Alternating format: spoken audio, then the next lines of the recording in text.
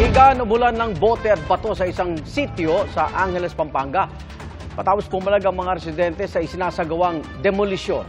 Nanawagan ang mga residente ng tulong kay Pangulong Bongbong Marcos at isa sa kanila nagpaplano na ng legal na hakbang. Saksi si Ian Cruz.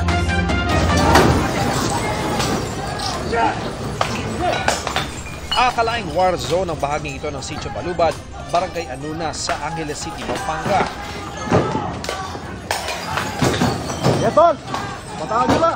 Walang puknat ang tunog ng pagkapasag ng mga bote na ibinabato sa mga pulis na kasama ng demolition team.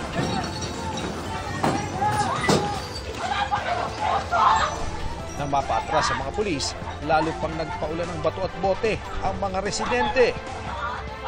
Dito kami pinanganak! Dito na kami mamamatay! Sa isa pang kuha, kita ng mas malapitan ang paghaharap ng mga pulis at residente na armado hindi lang ng mga bote at bato, kundi pati ng molotov.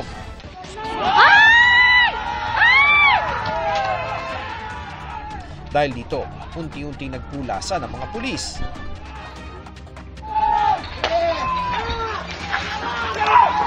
Dalawang araw na ang tensyon sa Sitio Balubad kung saan mahigit 500 bahay ang apektado ng demolisyon ayon sa Homeowners and Farmers Association ng sitio.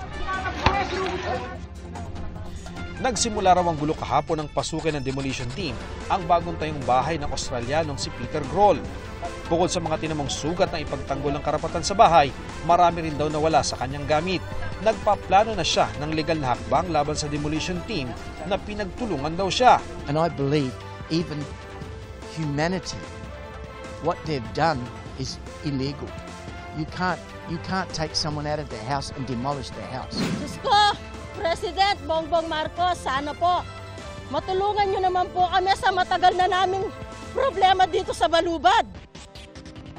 Dito po sa Balubad, Anunas, Angeles City. Matagal na po, wala po ni isa na bumababa dito para tignan man lang ang kalagayan namin. Panahon ng pandemya raw nalaman nilang nakansila kanilang mga Certificate of Land Ownership Award o CLOA na na-award pa raw noong panahon ni na dating Pangulong Fidel Ramos, Joseph Estrada at Gloria Macapagal Arroyo. At pinagtataka rin po namin kung bakit na-cancel the time po of pandemic. Hindi din po na-inform yung mga farmers namin kung bakit na-cancel yung mga hawak nilang CLOA. Ayon naman kay Attorney Henner Endona, na legal counsel ng Clark Hills Properties Corporation, 1997 pa umano nagsimula ang kaso sa lupain.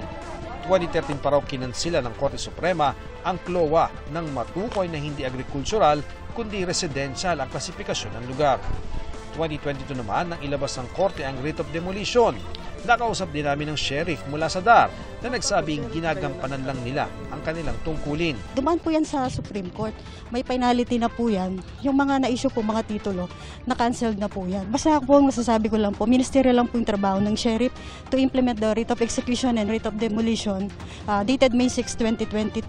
Dumanit po sa tamang proseso at saka wala pong TRO na para mag-stop ang sheriff.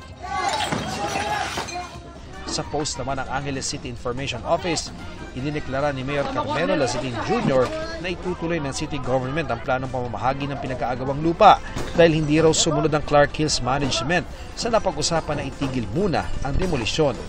Sinusubukan pa ng GMA Integrated News na makuha ang panig ng Clark Hills ukol dito. Para sa GMA Integrated News, Ian Cruz ang inyong saksi. Mga kapuso, sama-sama tayong maging saksi. Mag-subscribe sa GMA Integrated News sa YouTube at para sa mga kapuso abroad, samahan niyo kami sa GMA Pinoy TV at sa www.gmanews.tv.